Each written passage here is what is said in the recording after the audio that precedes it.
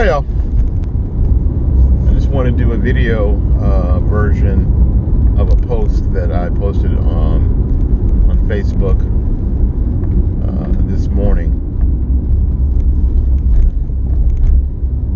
I'm seeing a lot of how could the Republican Party let this happen on Facebook, which is typical of political Facebook, and a lot of people who participate in political Facebook.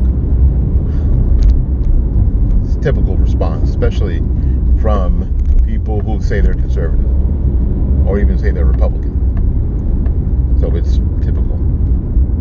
The fact of the matter is this. The fact of the matter is that the Republican Party didn't, quote, let anything happen. Now, I'm going to say this, and I want people who are watching to get this, which is why I did the video, because sometimes people don't read,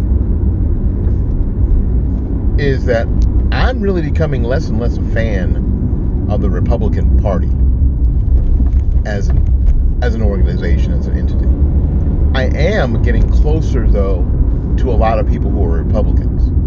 I am getting closer to a lot of people who are conservatives. I am getting closer to a lot of people who are libertarians. I am getting closer to the people. I am getting closer to people who are taking personal responsibility in their own actions as it relates to things of politics. I've had a waning relationship with the Republican Party for a long time, for all sorts of reasons. But I don't think sitting back at this point in time and blaming the Republican Party for what we're seeing today is accurate, helpful. I think it offers a incredibly naive and simplistic view of what we were experiencing. I mean, just incredibly simplistic. And I wrote in the post, it's like the people who were saying, I can't believe that Philadelphia just let Washington win. Nobody let them win. They played the game. They invoked some strategies that they thought would work, and it failed. They didn't let them win. Oh, and by the way, the other side was still playing.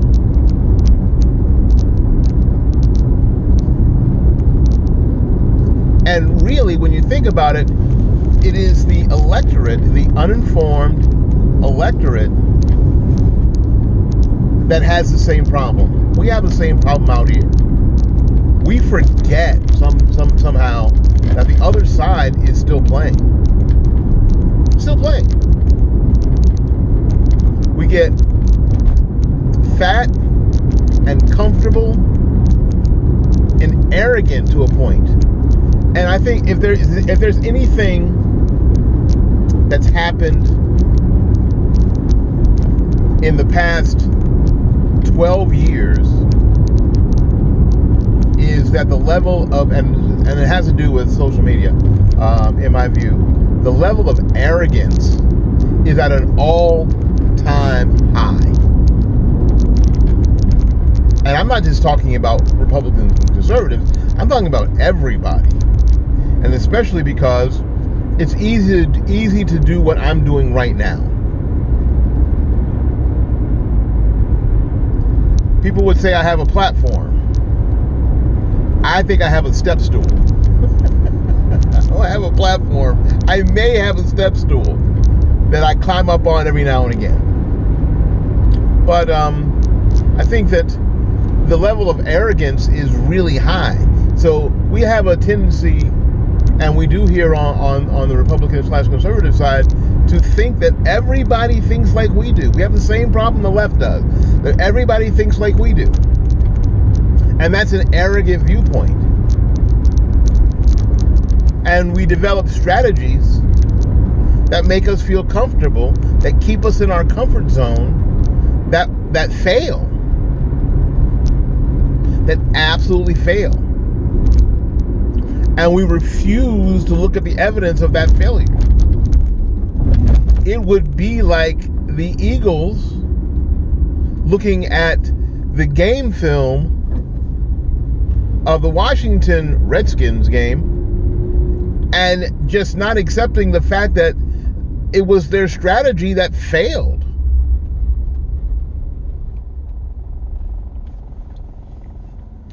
We're going to have to do some white-hot introspection.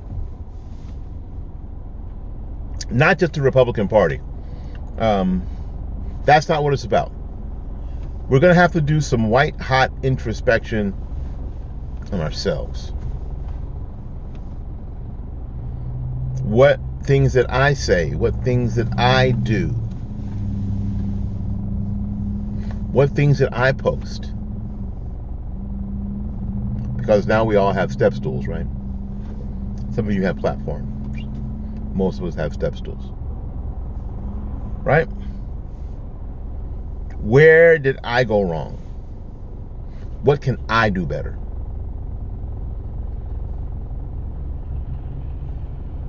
And it goes back to, I mean, and I don't want this to go on for 8 hours, but it goes on back to a lot of things.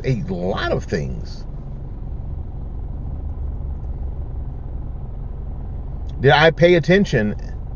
Yes, parents, listen to me carefully. Did I pay attention enough to what my kid was learning in school, even all the way back to elementary school? Did I pay enough attention? Did I get involved early enough? Did I stay involved early enough? Did I counter the narrative that my children were being taught? Did I counter that in my home? Did I practice what I preached? Was I consistent in front of my children? Was I a hypocrite in front of my children? Did I give my children enough examples of what I said I believed to make them actually believe that I did? There's a lot, isn't there?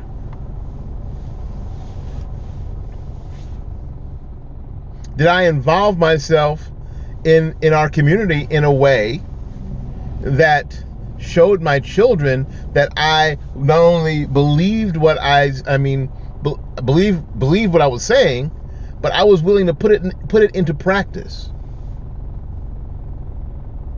Because that's where it started. This is not, a lot of you believe this is a Trump thing. Trump was an easy way to rally their troops. But this is bigger than Trump. I know I have a lot of friends and a lot of people who support this step stool that some of you call a platform. But I'm there in Washington, D.C. today, and I wish them well and wish them safety today, and in all their endeavors, and of course in getting home. But folks, the solution, and there still is a solution, but it's going to require that white-hot introspection in our own behavior, in our own lives. And we have to be willing to do it. We have to be willing to do it and act on it. All right, I'm going to end this video. Thank you ever so much for coming to the channel. We appreciate you greatly. Please visit us on our website, fightbackmedia.com, fightbackmedia.com, fightbackmedia.com. We appreciate that greatly. Until we see you again, go out there and learn something, love somebody, and for goodness sakes, y'all take care of yourself. We'll see you when we see you. Peace.